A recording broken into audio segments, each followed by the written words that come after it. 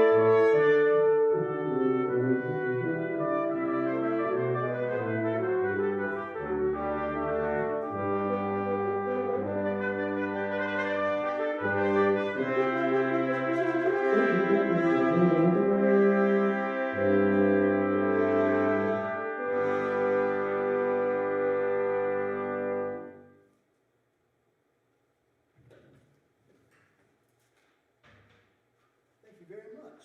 The next two works we're going to be playing for you come from the famous West Side Story that Leonard Bernstein composed the music for.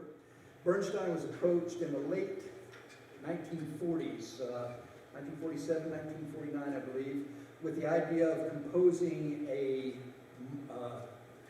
musical based off of the Romeo and Juliet story, but picking modern themes. So he ended up basing his story off of two groups of disparate individuals up in the upper west end of New York. So there were two gangs in his story, the Jets and the Sharks. The Jets were the white gang, and the Sharks were the Puerto Rican gang. Most of you know this story already. Some of the most beautiful music written in our lifetime came out of this musical. And there's the two examples that we're going to play for you tonight are Maria and Tonight. Thank you.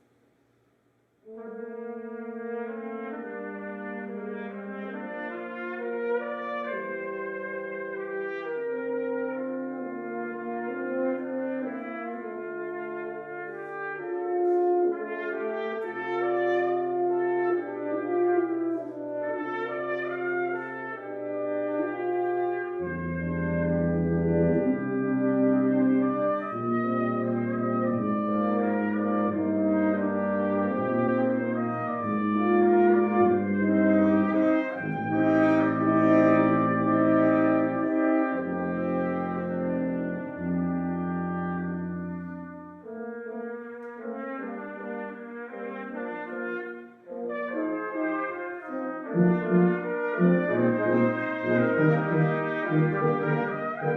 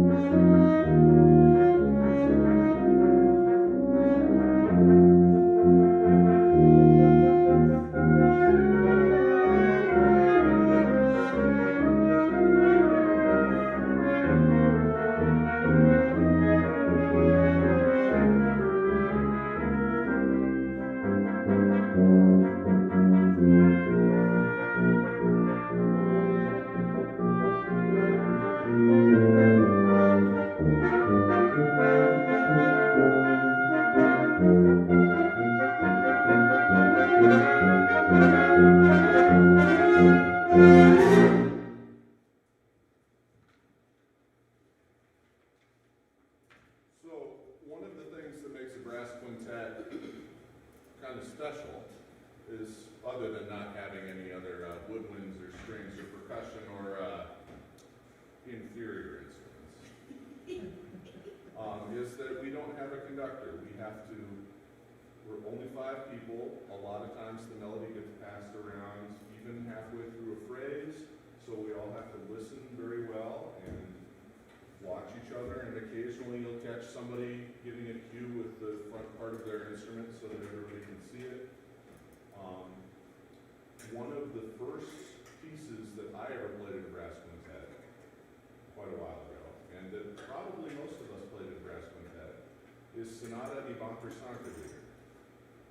Nobody knows who composed it, but it's just a great introduction to actually playing and listening to a brass quintet. It's from, the 1500s or so, pretty old, and it just, I don't think I could imagine it ever being played by a different type of flute.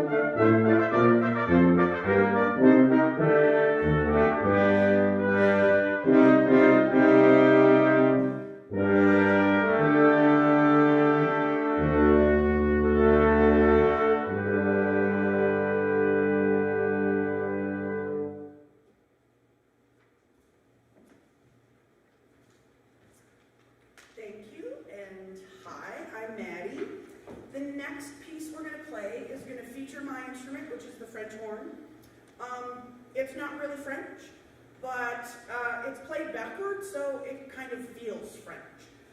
This piece is called La Basque, and La Basque was a region of France and Spain, and it became they wanted to be their own country, they had their own language. When I play this piece, I feel like this is a walk in the country that goes a little bit awry. So here is La Basque.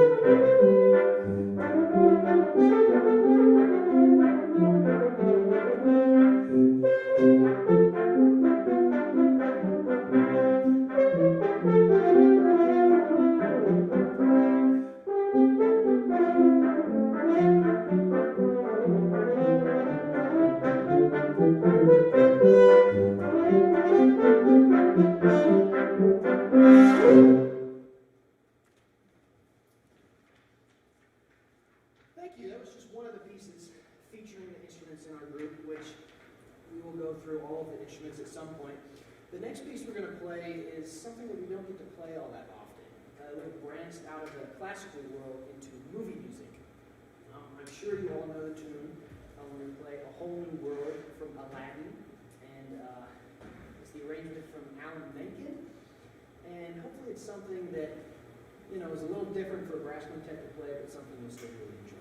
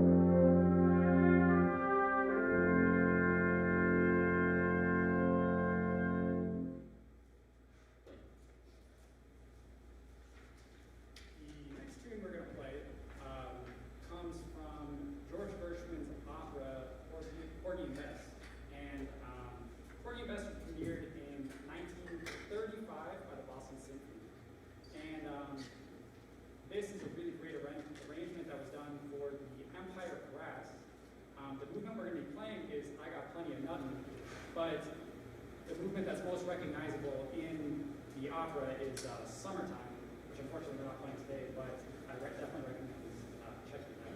So this is Jack Dale's Porgy Bess, I Got Plenty Now.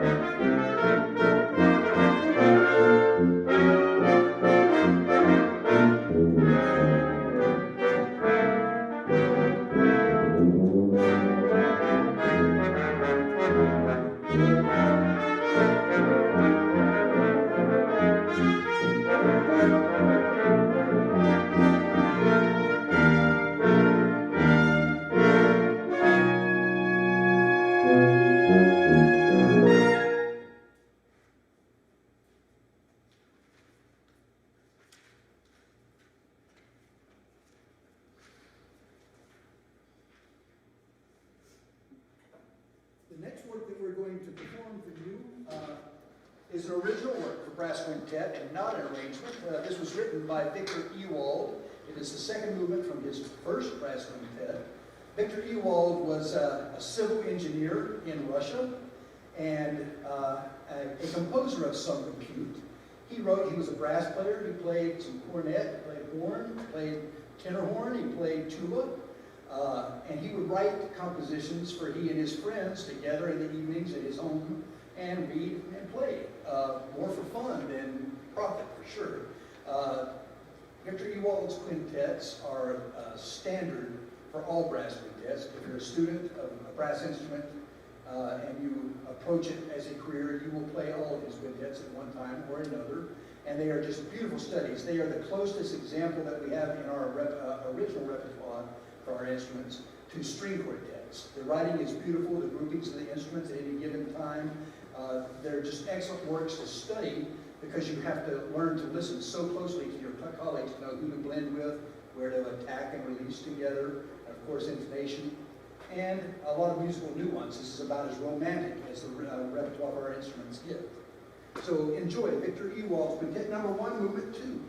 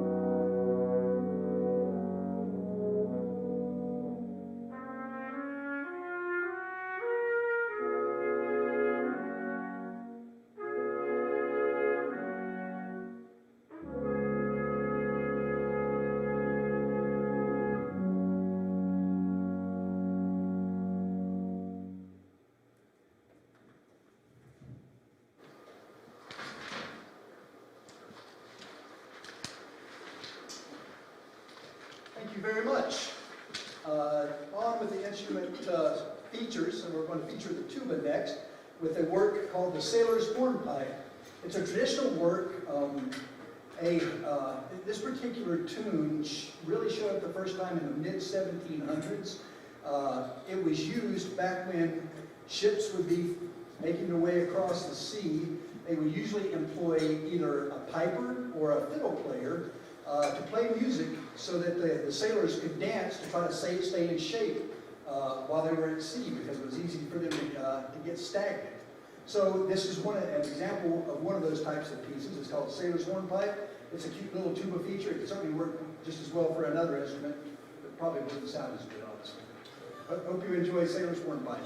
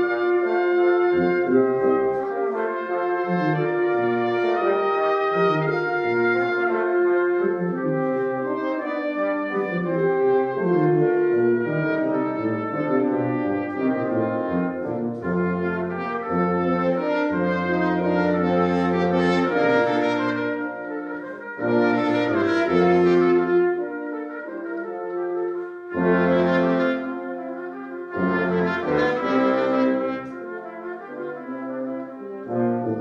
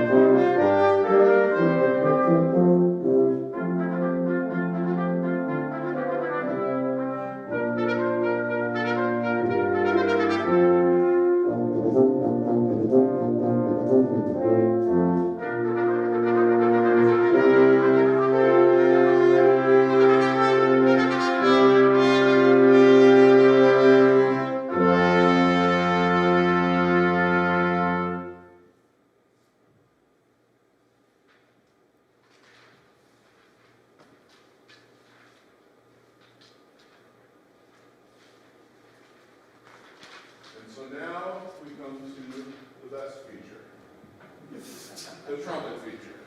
Hey now. I mean, they're all really trumpet features. Hey now.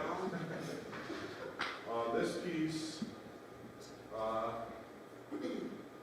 was composed, and most of the arrangements were done, well, a lot of the arrangements were done in the early 1900s.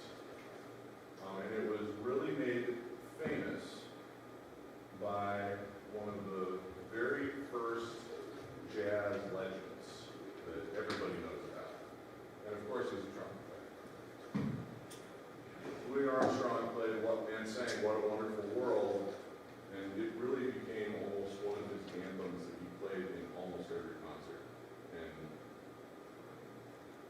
other arrangements of it just kind of faded away really quickly because he just put such his own personal touches to it that everybody expects to hear it every time they hear it. So here is What a Wonderful World.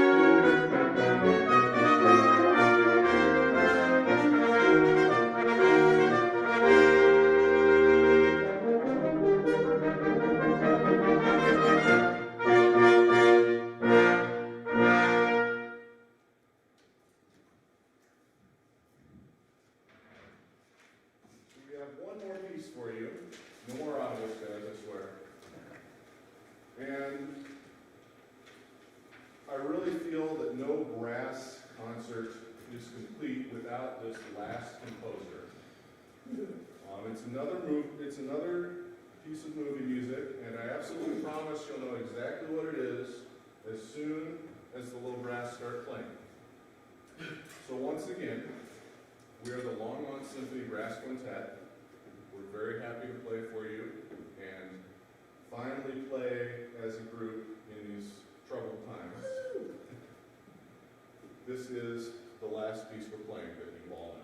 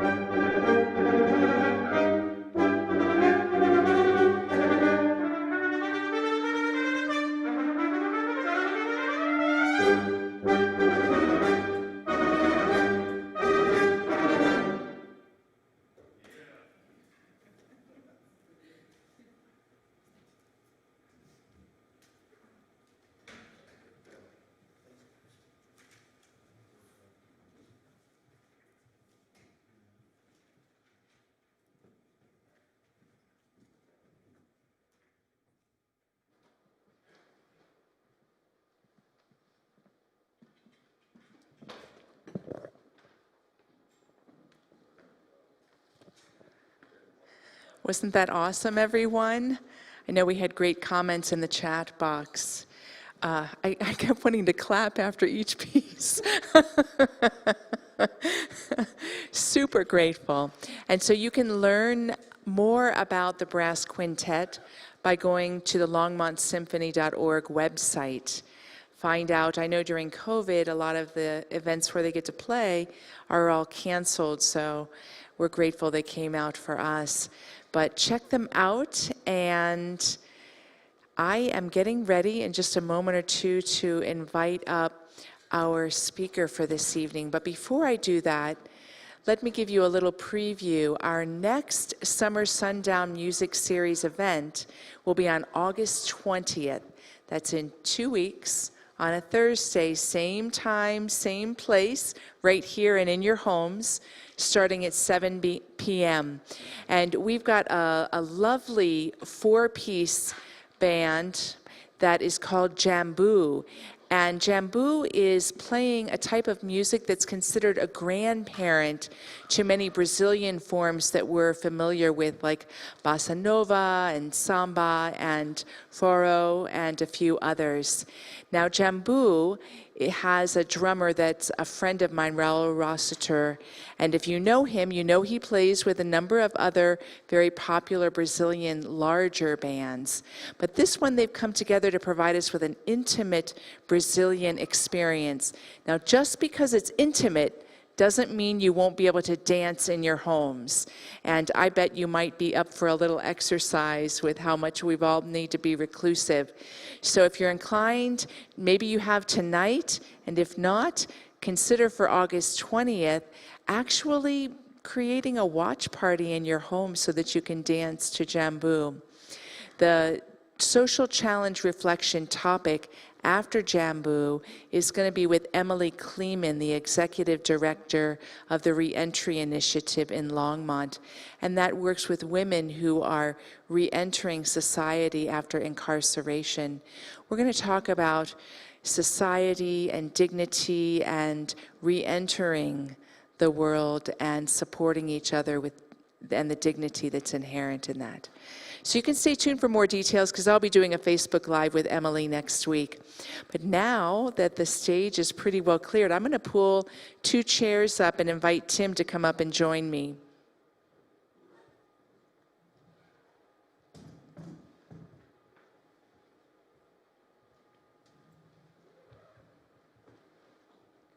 You want to grab that mic? Yeah, good.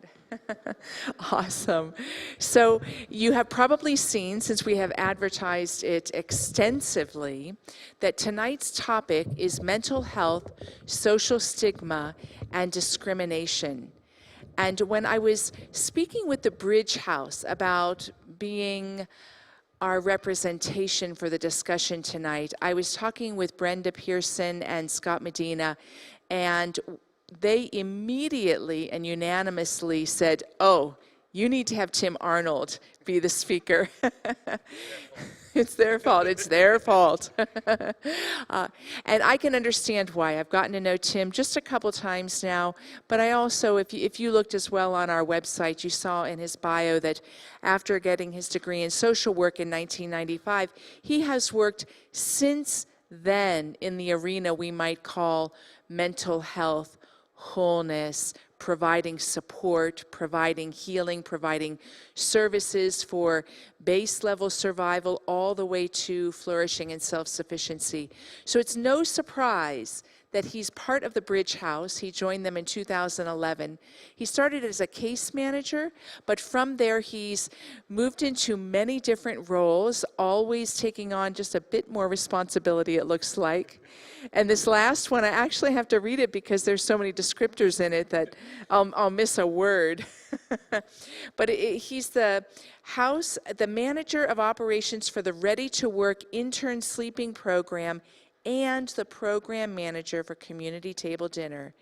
Now, at the end of our talk, I'll give Tim a chance to share how you can get in touch with him, how you can be a part of the Bridge House, and how you can learn more. But we'll save that for the end so we can jump right into our talk tonight.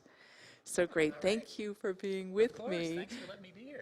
Absolutely. It is exciting, isn't it?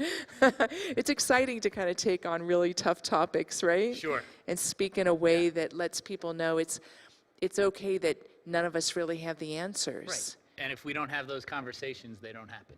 Right. So it's important to have. It is important to have. That's awesome. So first we wanted to open up together a bit of conversation around the challenge that's inherent in social stigma. You know, this morning I looked it up online. I love etymology, so I was taking a look at it. And when you look at social stigma, it's as simple as the action of disapproval or discrimination on the appearance or the characteristics of somebody that's different than others in society. It could be anything. It could be having brown eyes in a culture where everyone's got blue eyes. But it goes pretty deep in our culture to gender, to race, to ethnicity, to what we might call intelligence, and to mental health. But how would you speak to that, the challenge inherent in social stigma? The challenge in any stigma is that you're dealing with somebody's personal belief. And a personal belief that does have some fact to it. But where the problem arises in a stigma is that you start to make blanket statements about some of those things.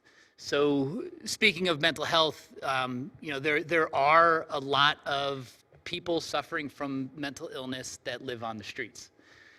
Every person that's flying a sign on the corner of Boulder is not necessarily mentally ill, which is a stigma that gets put on some of those people that are out there right now.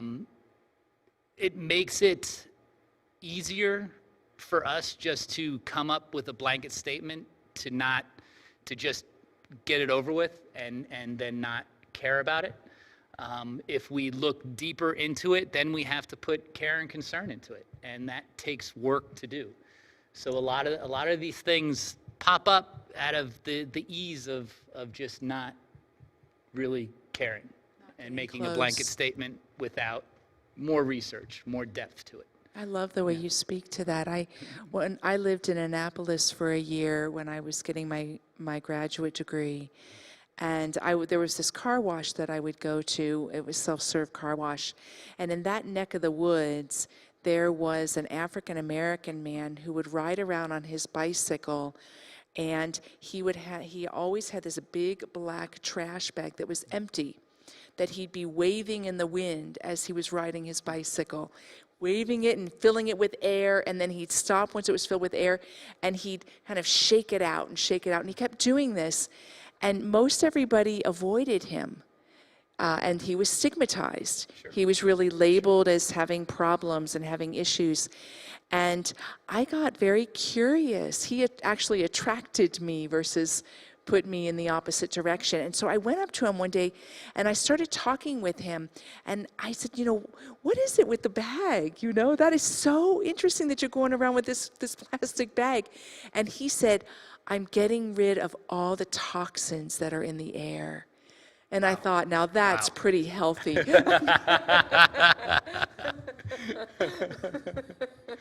Very good, very good. That's great. Well, how would you speak to mental health as a stigma? I mean, we all get it. Right. That's one of the easiest ways that we push people away. Sure. So, but how would you speak to it and why it's such a stigma? Mental illness is a real thing. If somebody's experiencing a mental illness, it's very real to them. If they're experiencing depression, that emotion is real. It's not just something that's passing by or something that maybe, if we can't remember something, we write it down, right? So we use that kind of deficiency that we may have in memory and have a task where we can compensate for that. When you're experiencing a mental illness, there's not much compensation that you can do because it's so real. A psychosis, if you're hearing things or seeing things, it's very, very real to you. It's not something that's just fake and made up. And I think I'm making a general statement after we just said we're not going to do that, but I think the average person on a good day doesn't really understand what's happening in their brain, let alone on a day that their brain is not functioning properly. So when we start thinking about that and we don't have answers for all of these problems, we start getting concerned about it. We start fearing it. And suddenly we start stigmatizing it because we have no other answers for it. Yeah. And so when someone does open their hearts to want to draw closer to their fellow human beings who may suffer mental illness, what is responsibility there? I loved the way you spoke about it when we were together, and I'd love for everyone else, because I think that's a challenge we all have. If you're compassionate, which I would say most of us are deeply compassionate, it's impossible to not be moved when you encounter someone that's suffering. Sure. And even more so when they're suffering because of something that's going on inside. Right. And suffering from something that they may not know that they're suffering from. Yeah. Because again, it's so real. Yeah. Right. Yeah. So where do you find, because you've been working in this arena, and I'm sure you have worked with how responsible am I and what can I do and what can I not do? Right. And there's, as a community, we have this problem in our community. Is it up to us to solve it? Yes and no.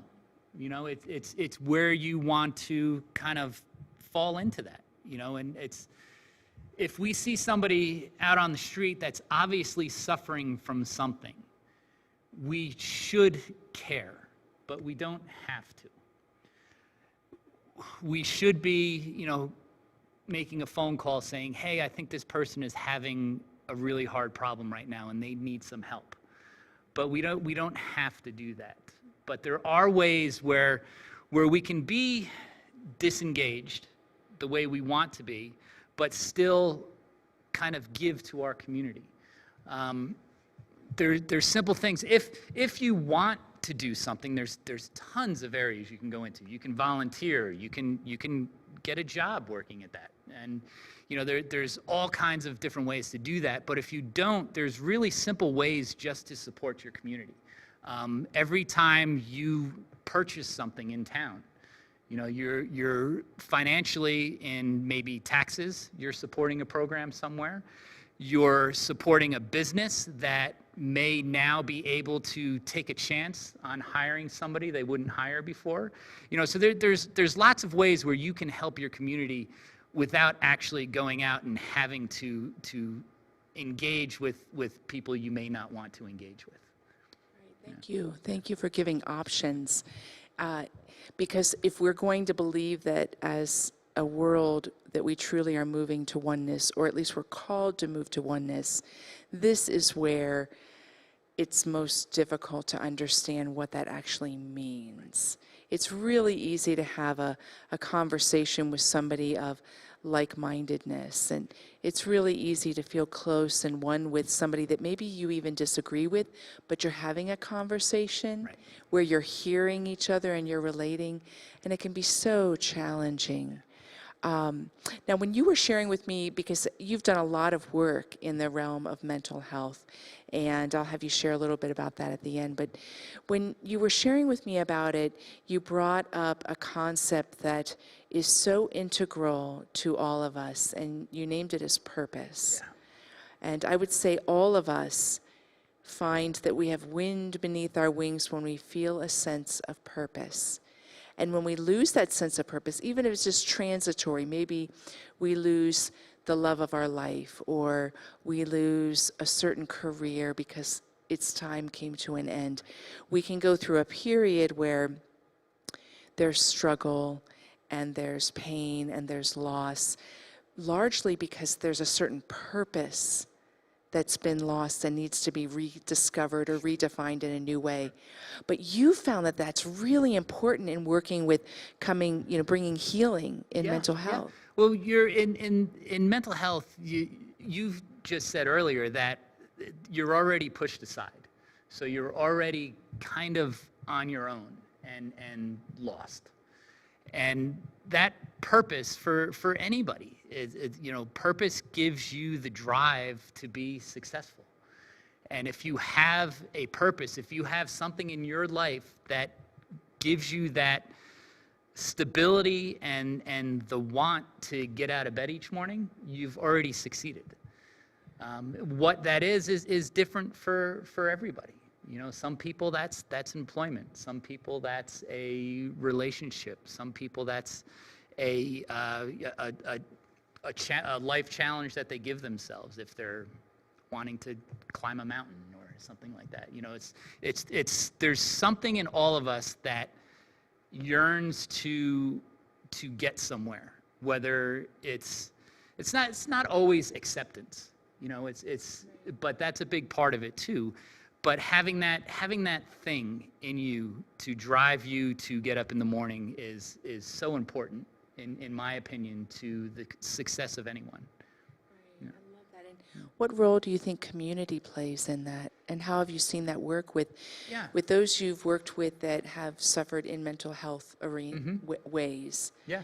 So the roles that community could have a part of that is a business owner that can take a chance on someone, that can maybe do a job in the back room that is not too intricate, or maybe it's somewhere up front. Maybe it is greeting people at your doorstep, at your store. Once that employment to me is and being a part of the Bridge House and the Ready to Work program, we are employment first thinking, and we really feel that that's where a lot of purpose comes from, because you're doing a job, you're getting rewards for it, you're getting paid, and you're being accepted by the people around you, and to us that covers everything you need to be successful. you know, that there's more support systems and things like that that you need to kind of break out of your shell. But those three things are really, really important to have. And that sense of purpose and sense of belonging in your community is huge. And if you have a community that accepts you, there's no way you're going to fail. No. I think that's so true. I have found I've worked in ministry almost all my life, and when a human being feels that they belong somewhere, and belonging does so much for our psyche, does so much for our hearts, does so much for our minds, because it lets us relax into an unspoken sense that everything's going to be okay, that no matter what I am, how I fail, how I succeed, whether I say the right thing, whether I say the wrong thing, that belonging itself makes it okay to be not perfect, to be undone. And I would imagine that sense of belonging would play a really big part in the programs you're offering Absolutely. to help people come to mental health. Absolutely. You know, we have conversations with our trainees at Ready to Work all the time, and you know, one of the outdoor programs is cleaning up the Pearl Street Mall. So you pick up a cigarette butt and somebody behind you throws another one down. It's a very thankless job, right? But when we have these conversations with somebody that just went out there, you know, we talk about, you were on the Pearl Street Mall, you were on Main Street of Boulder, you know, the tourist attraction of Boulder, and you played a part in keeping it clean that has all of the business owners around you excited, has all of the people that visit the Pearl Street Mall excited because it's clean, and you're creating something for your community down there. And it's always a huge response back that, you know, I thought I was just picking up cigarette butts, you know, but you're not. You're doing a lot more. We have outdoor crews that work with open space, that for a day they'll just be pulling weeds. And it seems like such again, a thankless thing, just pulling weeds all day. But those weeds are in a waterway that leads to all the farms at the bottom of the hill. So they're making a huge difference for a ton of people by just pulling weeds. You know, so you can find purpose in anything. You know, and you can also find false purpose too. That's a whole nother conversation. But we'll table that one until a little later. But there's you know, you can find, if you look hard enough, you can find reason for what you're doing to be a part of the community that you're in. Is it always reflected back from the community? Not always. But if you know you're doing a part in that, then that's really important in your heart. I'm so with you on that, and that actually lets me even put an unexpected call to action out there, because you were talking about action steps you could do to be responsible, and all of us have, I believe, not only the calling and the opportunity, but we have the ability to be an instrument to let somebody else know they belong, just through a look at somebody in the grocery store, through the way we might open a door or accept a door being opened. Like to let ourselves butt up against ourselves to say, where do I limit letting every single human being in my life know that they belong and that they belong in this world? And I may not know their ultimate purpose, but I know that we're all here searching for that same thing. We're all on the same ground, hoping for and looking for purpose. So even action steps can be as simple as that, which can sometimes be very difficult, but it's nothing we have to even go out and get in our car to do. So, yeah, thank you for speaking so much to that. So, I wanted to bring up NIMBYism, and that's been something we've been talking about. So, you probably, if you're watching, you know that the Bridge House and Hope, that we're both working in an arena with unhoused individuals on a whole spectrum of reasons why they're struggling with self-sufficiency. And we're trying to provide resources on every level that they can have the opportunity to have the community and the support to move into realizing their purpose and their self-sufficiency. And we both butt up against NIMBYism all the time, and that is not in my backyard syndrome. So can you speak a little bit to your experience of that? Geez, if I had $1 for every time I was told your program is great, but I don't want it here, I could probably have another program. but but yeah, and it's understood that, you know, there's people out there that want change but don't want it around them, and that's fine, you know. But you can get in these conversations with, I don't want it in my backyard, but if we don't have a program in your community to help it, then it's going to be in your backyard. So start thinking about how these programs could possibly help to solve the problem that you think is going to happen in the future. Yeah. And so you're giving the answer that I was hoping for to the social stigma. To really be entrenched in NIMBYism is to reinforce social stigma. Sure. It's reinforcing the divide that keeps us separated and keeps those in our vulnerable population reinforcing the same patterns. And even realizing maybe on a slightly unconscious level, you know what, I don't feel like it's okay for me to be here. Which oftentimes for some of us human beings can lead towards acting out in response to, well, I don't belong. Well, I'm going to make a statement about that. Absolutely. Yeah. So what's a story that inspired you recently around someone you met who felt coming into greater wholeness through realizing that they had purpose in one of your programs? So we just graduated I believe it was 5 people this week from the Ready to Work program. So they are fully employed, working full time, and if they don't have their own apartment yet, they will have their own apartment very soon.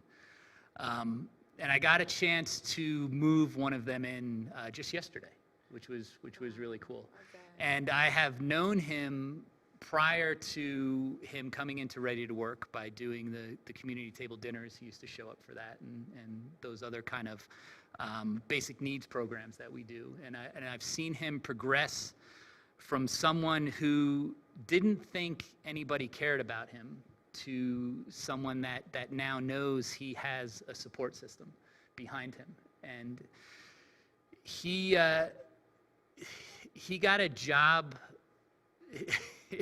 I can't remember the exact title, but his job is making rust. So he works at a technology building, kind of fun. and so he makes this rust, and people study it, and eventually come out with products to fight it, to cause it, to do all these different things. So he's in a really cool niche where he can create change in an area of rust, you know, so cool. And he's so proud of that. It's really, really neat. But you know, he was one of those conversations where he was on the cleanup crew on the Pearl Street Mall and thinking, you know, what am I doing here? All I'm doing is picking up cigarette butts, and this doesn't mean anything to anyone. And we had that conversation of how much impact he's actually having by being down there. And also the impact of all of our trainees, when they go out, they wear a Ready to Work t-shirt because we are proud of them. So they go out there wearing our t-shirt and knowing that somebody back at the house is very proud of them for going out and representing us as well. So you have the pride of the job that you do, you have the pride of the acceptance that you have in our house, and you have that purpose that comes in to drive yourself out of homelessness and get yourself into a better situation than you were in before. I continue to be impressed with your program, for sure. So we talked just a little bit about discrimination, and obviously when I put that in the title, it's part of social stigma, so sure. I didn't need to add it, but there's something in me that kept adding it. And you brought up something when we were talking about measuring success according to successful people and how that leads to even more discrimination. Can you share a little bit about that? Yeah, so there's great programs out there. There's great agencies that help in all these areas. Sometimes in order for you to create some of these programs, you need outside funding to do it. And if your program is not successful, then you don't get that funding again. So you're in a situation now where you're getting some funding, whether it's federal, state, wherever it's coming from, and people are kind of watching you, saying, okay, if this is successful, we'll give you that money next year, but if it's not, this job is done. So you start kind of choosing who is going to be successful in your program and who is not.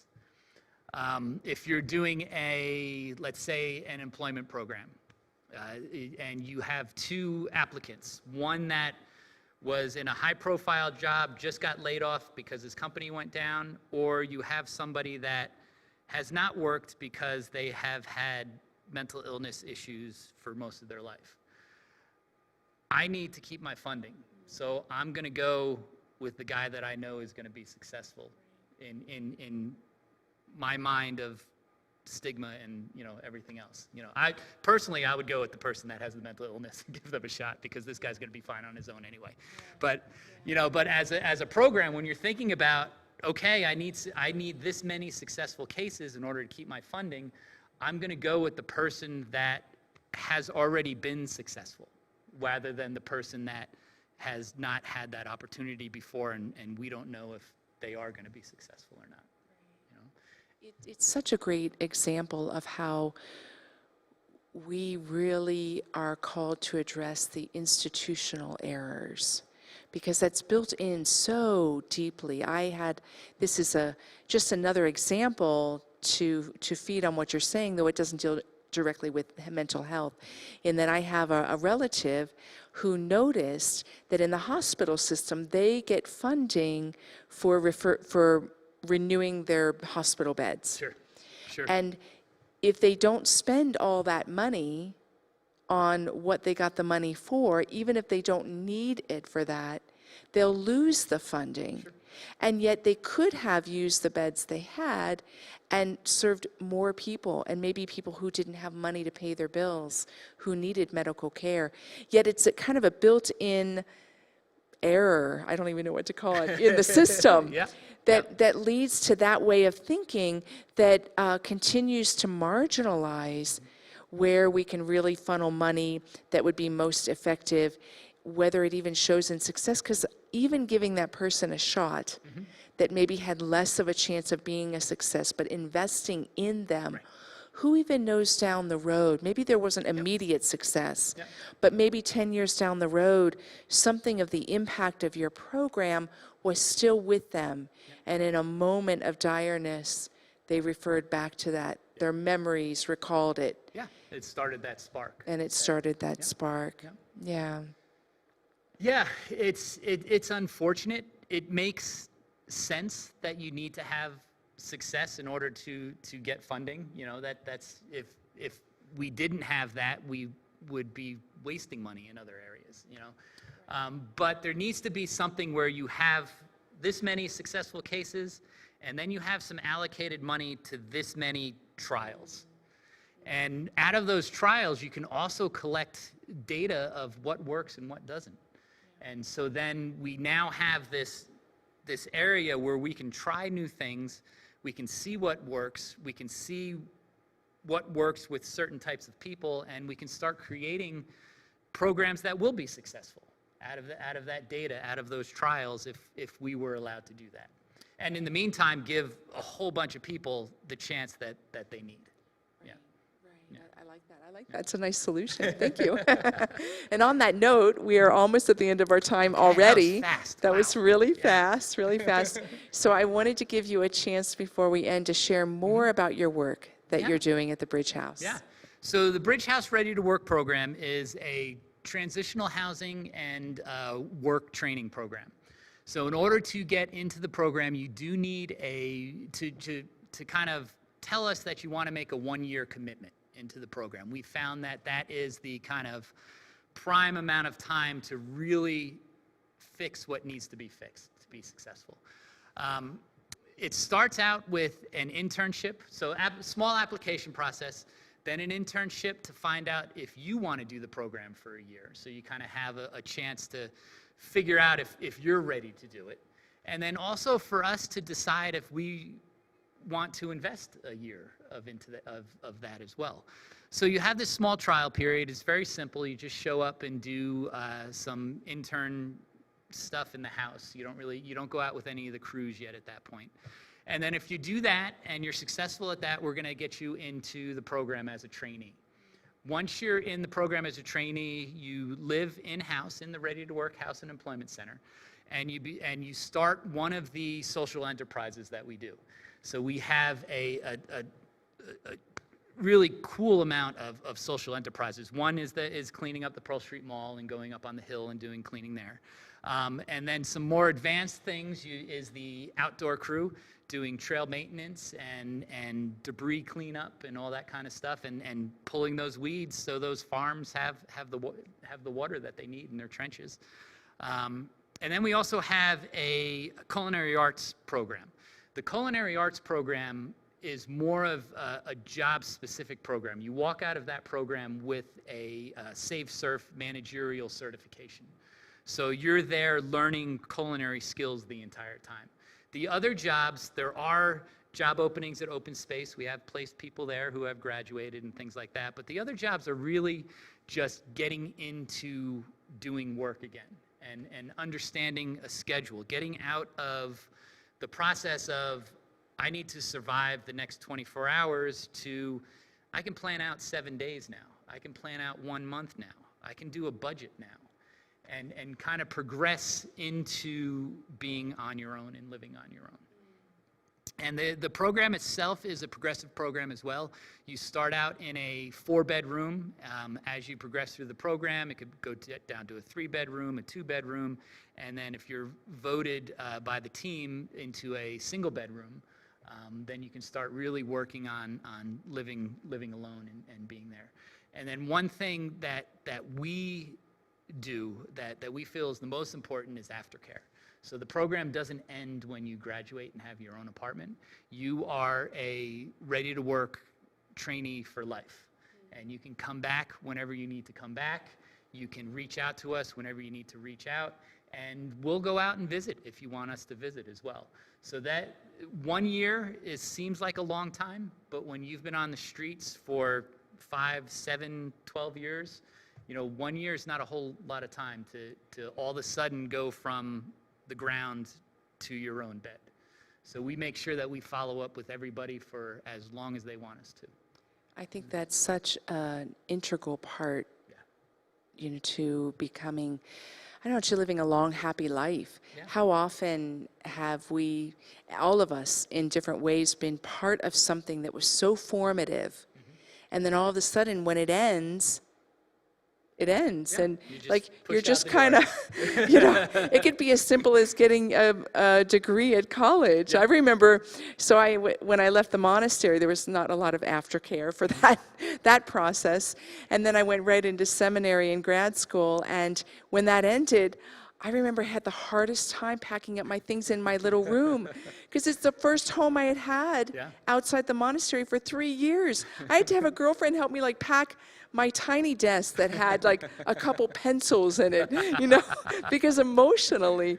So it is such a wise way to go about the program, to understand human nature that way. So thank you. Thank you. So how can people get a hold of you or the Bridge House or Ready to Work or learn more? Where do they go? If you're interested in more information, you can always email me at tim, at boulderbridgehouse.org.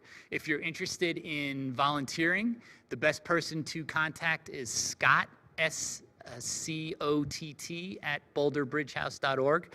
Or you can call our main number, 303-442-8300, and just listen to the different extensions that we have and get the right department. If you're not sure which department to call, just extension 1, leave a message there, and that actually goes to me. So I will give you a call back, and we can talk. Awesome, thank you. Thank you so much.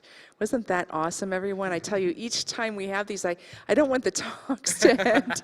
And I think I want to gather all the speakers at the end. We should have like a Yeah. big panel discussion about some of these That'd be great. topics. That would That'd be be great. really awesome. So, well, thank you all for joining us. Thank you for joining us and supporting Hope. I consider, and we at Hope consider you not only as supporters, but really part of our family. You're part of the actual mission. Even if you're just watching this and this is your first chance to learn a little bit more about Hope, you're part of the mission that we stand for. And at base level, that is helping every single person realize their dignity so that they can live out their life with purpose. So if you'd like to learn more about the Summer Sundown Music Series or about Hope, just go to our website. That's HOPEforLongmont.org. You'll find everything you're looking for there, including contact information, ways you can get involved, the next 2 upcoming music events, and that will be leading to our gala on September 25th. So thank you again for being with us tonight. Yeah. Give a good goodbye. Thank you. Bye.